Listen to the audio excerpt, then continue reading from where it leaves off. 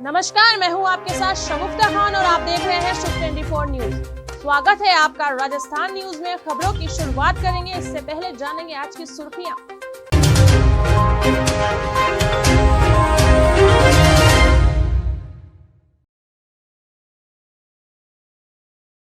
CM Gehlot ने राजकीय आश्रित द्वारा अनुकंपा नियुक्ति के लिए आवेदन के 38 प्रकरणों में शिथिलता की प्रदान। राज्यपाल कलराज मिश्र आज भरतपुर दौरे पर। भरतपुर में संविधान पार्क का करेंगे लोकार्पण। प्रजापिता ब्रह्मा कुमारी ईश्वरी विश्वविद्यालय के नवनिर्मित पीस पैलेस का राज्यपाल ने किया उद्घाटन। कहा, लक्ष्य बनाकर ही देश में नई शिक्षा नीति लागू की गई। मुख्यमंत्री चिरंजीवी स्वास्थ्य बीमा योजना के अंतर्गत बच्चे का हुआ निःशुल्क हार्ट ऑपरेशन। सांस लेने में और धड़कन में थी तकलीफ। अब खबरें विस्तार से।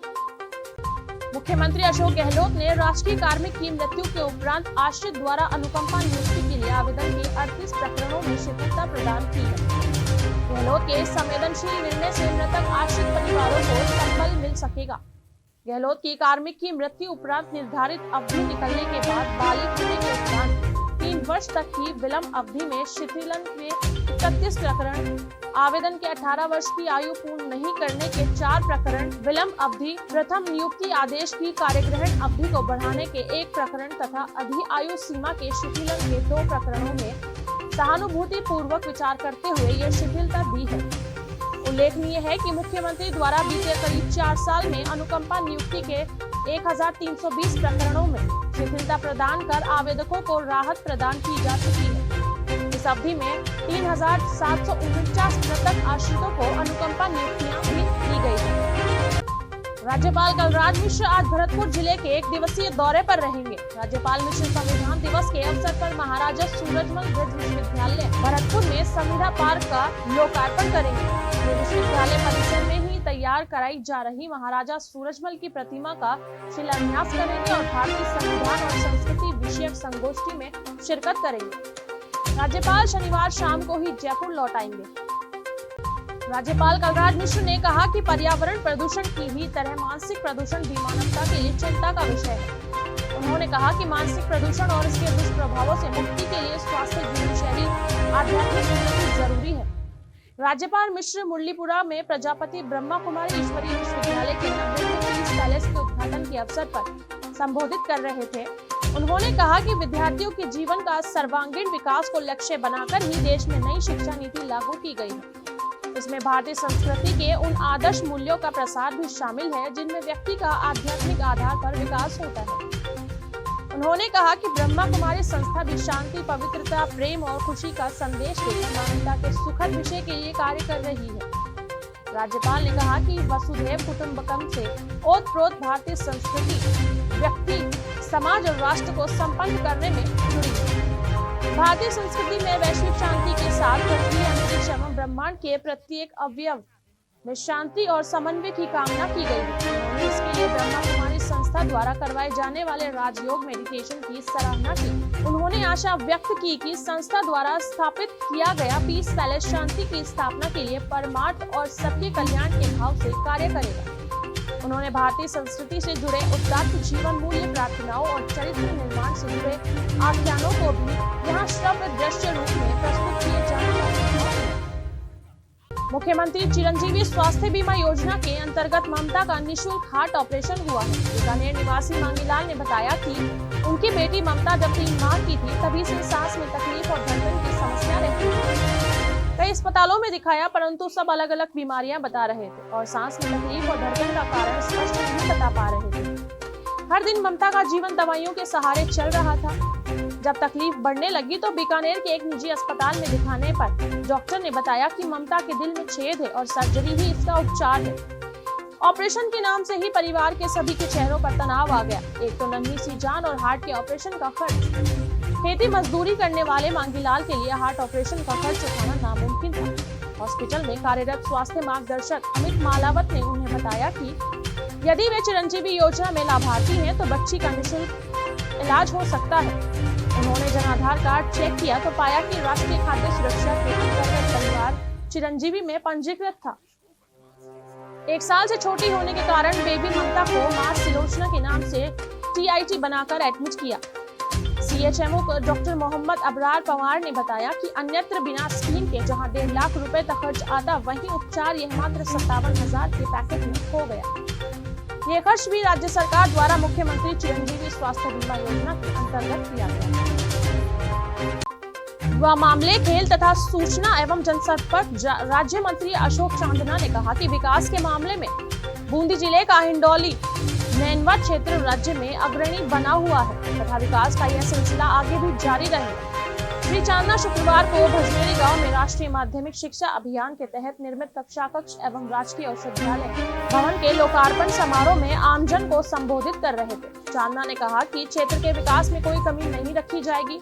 हिंडोली नैनवा क्षेत्र में पेयजल, सिंचाई, चिकित्सा, सड़क सहित हर क्षेत्र में विकास के नए आयाम स्थापित किए गए। 1000 करोड़ की चंबल पेयजल परियोजना से हर घर तक पेयजल पहुंचेगा।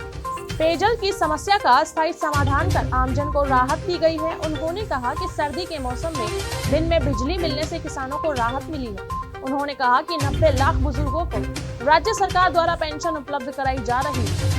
चिरंजीवी स्वास्थ्य बीमा योजना के माध्यम से निःशुल्क इलाज उपलब्ध हो रहा है। आमजन की सेवा में कोई कमी नहीं रखी है। चांदना ने 1.5 करोड़ रुपए की लागत से हरिपुरा से भजनेरी तक 1 करोड़ 80 लाख रुपए की लागत में भजनेरी से मैना तक 3 किलोमीटर सड़क तथा 1.5 करोड़ रुपए की लागत से लक्ष्मीपुरा से भजनेरी तक 3 किलोमीटर सड़क की घोषणा भी की। उन्होंने कहा कि भजनेरी पुलिया निर्माण के लिए 18 करोड़ रुपए का प्रस्ताव भिजवाया गया है। इस दौरान उन्होंने भजनेरी पंचायत में विकास कार्यों के लिए 50 लाख रुपए की घोषणा भी की। राज्य मंत्री चांदना ने भजनेरी गांव के 15,56,000 रुपए की लागत से नवनिर्मित राजकीय आयुर्वेदिक औषधालय भवन आमजन को समर्पित किया। इस अवसर पर बूंदी जिला प्रमुख श्रीमती चंद्रावती कंवर, संबंधित अधिकारी, कर्मचारी एवं बड़ी संख्या में ग्रामीण उपस्थित रहे। तेजी से गिर रहे तापमान में अब अपनों के उपचार के लिए दूर दराज से बूंदी जिला चिकित्सालय आने वाले मरीजों के परिजनों को सर्दी व ठिठुरन से जूझना नहीं पड़ेगा। लोकसभा अध्यक्ष ओम बिरला की पहल पर अब उन्हें अस्पताल में रजाई और कंबल निःशुल्क उपलब्ध होंगे। स्पीकर बिरला ने अस्पताल परिसर में सेवा का शुभारंभ किया। स्पीकर बिरला की पहल पर बूंदी जिला चिकित्सालय मेडिसिन बैंक सोसाइटी की देखरेख में इसका संचालन किया जाएगा। सुविधा के माध्यम से अब प्रत्येक दिन रोगियों के परिजन किसी प्रकार की अमानत राशि जमा करवाए बिना सिर्फ रोगी की पर्ची व आधार कार्ड दिखाकर निःशुल्क कंबल रजाई प्राप्त कर सकेंगे।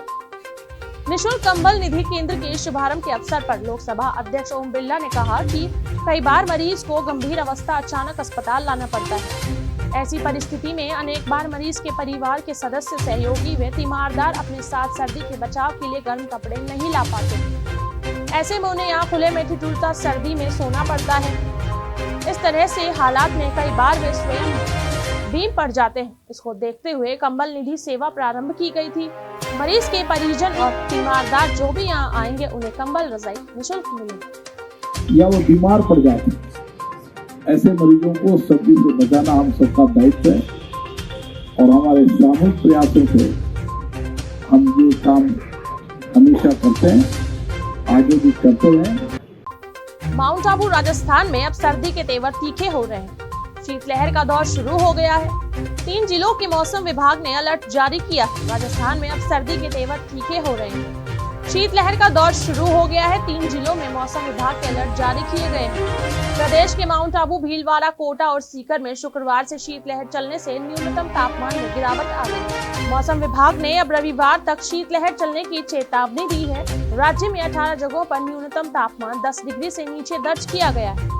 सबसे कम न्यूनतम तापमान माउंट आबू में 2 डिग्री दर्ज किया गया है। यह सीजन का सबसे कम न्यूनतम तापमान है। इसी प्रकार सीकर के फतेहपुर और न्यूनतम तापमान 3.7 डिग्री दर्ज किया गया। लगातार तापमान में गिरावट से खेतों की फसलों और उद्यानों में पेड़ पौधों पत्तों पर ओस की बूंदें जम गई है।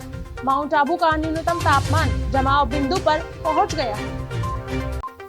आज 26/11 मुंबई आतंकी हमले की बरसी है, किंतु चित्तौड़गढ़ प्रशासन को शायद ये बात याद नहीं है। इसी का नतीजा ये रहा कि शहीद स्मारक पर अमर जवान ज्योति तक बंद हो गई है। अब सवाल ये आता है कि नगर परिषद का शहीदों के प्रति ये कैसा रूखा रवैया है। सबसे बड़ा प्रश्न यहाँ पर है कि चित्तौड़गढ़ प्रशासन के पास बजट की कमी है या फिर इसे अधिकारियों की लापरवाही माना जाए। 14 साल पहले पाकिस्तान से आए 10 आतंकियों ने देश की आर्थिक राजधानी मुंबई को अपने नापाक मंसूबों से दहला दिया था। इस आतंकी हमले में विदेश नागरिकों, सुरक्षा कर्मियों समेत 166 लोग मारे गए थे और 300 से ज्यादा लोग घायल हुए थे। हमारे जाबाज सुरक्षा कर्मियों ने मुंहतोड़ जवाब देते हुए लश्कर-ए-तैयबा से जुड़े 9 आतंकियों को ढेर कर दिया था, जबकि एक आतंकी अजमल कसाब को जीवित पकड़ा गया था। कसाब को कोर्ट ने मौत की सजा सुनाई थी, जिसे 21 नवंबर 2012 को फांसी दी गई। झालावाड़ के मंडावर थाना क्षेत्र में देर शाम 3 धार के निकट कुछ बदमाशों ने राजस्थान रोडवेज के प्रबंधक के साथ मारपीट कर लोहे के सरियों से हमला कर दिया और मौके से फरार हो गए, जिसमें प्रबंधक बुरी तरह से घायल हो गए, जिनका फिलहाल झालावाड़ के SRG हॉस्पिटल में इलाज जारी है। घटना की जानकारी देते हुए राजस्थान रोडवेज के चीफ मैनेजर प्रतीक मीना ने बताया कि वह एक प्रबंधक प्रदीप जाटव जानखेड़ा से अपने फ्लाइंग दस्ते के साथ झालावाड़ की ओर आ रहे थे। तभी 3 धार के समीप राजस्थान रोडवेज के पूर्व बस एजेंट बाबूलाल गुर्जर ने उनकी बोलेरो गाड़ी को हाथ देकर रुकवा लिया, जिसके पश्चात वो गाड़ी से उतरकर बाबूलाल गुर्जर से बात करने लगे। तभी अचानक झाड़ियों में छिपे 2 अन्य युवकों ने पीछे से आकर प्रदीप जाटव को धोखे से पकड़ लिया और उनसे डंडे व सरियों से मारपीट करने लगे, जिसमें प्रदीप जाटव बुरी तरह से घायल हो गए, जिसके पश्चात बदमाश मौके से फरार हो गए। तो वहीं रोडवेज कर्मियों के अनुसार बाबूलाल गुर्जर पूर्व में राजस्थान रोडवेज में बस का एजेंट था, जिसने कॉन्ट्रैक्ट पर बस को ले रखा था। किसी बात को लेकर प्रबंधक यातायात और बाबूलाल गुर्जर के बीच कहासुनी हो गई थी। इसी को लेकर बाबूलाल गुर्जर ने आज यातायात प्रबंधक पर हमला करवा दिया। घटना की जानकारी मिलने पर मंडावर थाने की पुलिस भी मौके पर पहुंची व प्रबंधक यातायात का पर्चा बयान कर बदमाशों के खिलाफ मामला दर्ज कर लिया। हम जूना केड से मैनेजर ट्रैफिक और हम दोनों चेकिंग करते हुए आ रहे थे, तो वहाँ 3 धार को जैसे करने लगे, तो वहाँ पर जो पूर्व एजेंट था बाबूलाल गुर्जर, उसने हमको आते के बोले की तरफ आई और रुकने के बाद हमसे कुछ नॉर्मल बातचीत करने लगे। उसके बाद में उससे बातचीत जैसे बातचीत नीचे उतर बातचीत करने लगे। पीछे से जाड़े में छिपे थे 2 आदमी, एक मोहन सिंह था और एक पता नहीं कौन सी साफी काम रखी थी। आगे मैनेजर ट्रैफिक के आते लोहे की रोड से मारपीट करने लगे। राजस्थान लोक सेवा आयोग सदस्य जसवंत सिंह राठी की अध्यक्षता में राजस्थान पुलिस कारागार एवं विधि विज्ञान प्रयोगशाला विभाग के पदोन्नति प्रकरणों के लिए DPC बैठकों का आयोजन किया गया। तीनों बैठक में शासन सचिव गृह वी श्रवण कुमार मौजूद रहे। पुलिस विभाग की DPC बैठक में महानिदेशक पुलिस उमेश मिश्रा तथा कारागार विभाग की DPC बैठक में महानिदेशक एवं महानिरीक्षक कारागार भूपेंद्र कुमार भी सम्मिलित हुए।